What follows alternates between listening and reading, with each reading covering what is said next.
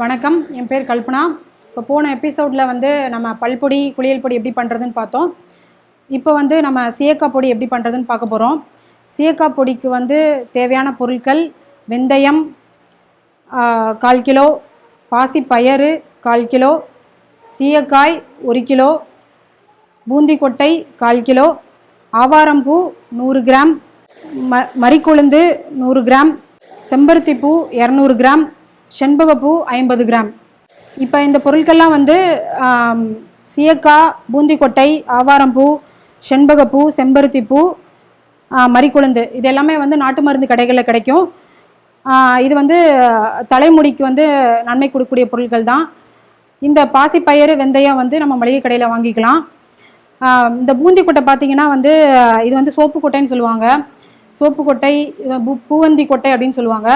இது வந்து நுரைப்பு கொடுக்கக்கூடிய காய். இது வந்து ஒரு மரத்துலேருந்து கிடைக்கக்கூடிய பொருள். இது வந்து நம்ம ஏன் சீயக்காய்க்கு யூஸ் பண்ணுறோன்னா வந்து நம்ம எடுத்து தேய்க்கிறதுக்கு வந்து நல்லாயிருக்கும்.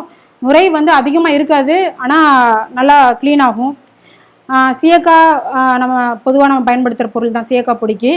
வெந்தயம், பாசிப்பயிறு, ஆவாரம்பூ வந்து தோலுக்கும் நல்லது, தலைமுடிக்கும் நன்மை கொடுக்கக்கூடிய பொருள் தான். செம்பருத்திப்பூ வந்து தலைமுடி உதிர்வை கட்டுப்படுத்தி தலைமுடி அதிகமாக முடி நீளமாக வளர்கிறதுக்கு உதவுது. அடுத்து வந்து மறிக்கொழுந்து வந்து வாசனைக்காக பயன்படுத்துகிறோம்.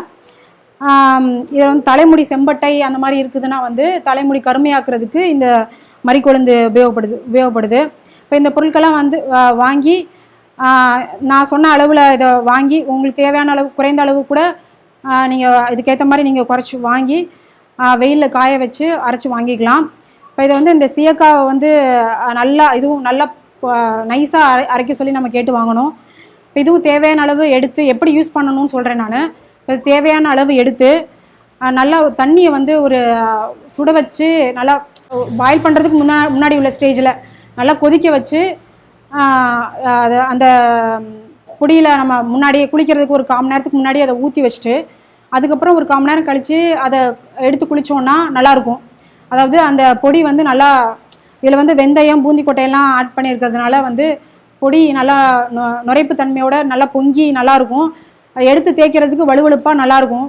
இப்போ பொதுவாக வந்து சீயக்காய் வந்து நம்ம எல்லாருமே வந்து யூஸ் பண்ணுறதுக்கு தயங்குவோம். ஏன்னா வந்து இது வந்து நுரைத்தன்மை இருக்காது, எடுத்து தேய்க்கிறதுக்கு குறகுறப்பாக இருக்கும் அப்படின்னு நம்ம நினைப்போம். ஆனால் வந்து இதை வந்து நம்ம யூஸ் பண்ணி பழகிட்டால் வந்து இதுதான் வந்து நம்ம விரும்புவோம். இது வந்து இயற்கையாக நம்ம தயாரிக்கிற பொருள். ஷாம்பு வந்து தலைமுடியை ஃபுல்லாக நம்ம ட்ரை ஆக்கிடும். அதாவது எண்ணெய் பதம் கொஞ்சமாவது இருக்கணும் தலையில்.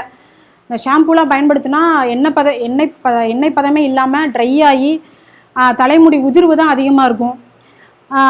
அதுக்கு மாற்றாக வந்து இந்த சீயக்காய் பொடி நம்ம பயன்படுத்தணும்னா ஃபஸ்ட்டு வந்து நம்ம எடுத்தோடனே வந்து சீயக்காய் பொடி நம்ம பயன்படுத்தும் போது எடுத்தோடனே கொஞ்சம் முடி கொட்டுற மாதிரி கொஞ்சம் தெரியும். ஆனால் வந்து அது முடி பலவீனமான இருக்கிற முடி தான் வந்து முதல்ல கொட்டுற மாதிரி நம்ம ஃபீல் பண்ணுவோம்.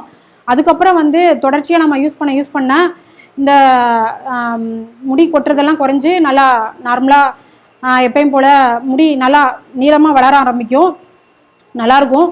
முன்னாடி வந்து அதாவது வாரத்துக்கு ஒரு முறை நம்ம முன்னோர்கள்லாம் வந்து எண்ணெய் தேய்ச்சி தலை குளிப்பாங்க. அது வந்து எதுக்காகனா உடல் சூடு அதிகமாகிடுச்சுன்னா வந்து அந்த சூடு குறைக்கிறதுக்காக எண்ணெய் தேய்ச்சி தலை குளிப்பாங்க. அந்த எண்ணெய் தேய்ச்சி குளிக்கும்போது இந்த சீயக்காய் பயன்படுத்தினா இன்னும் சிறப்பாக இருக்கும்.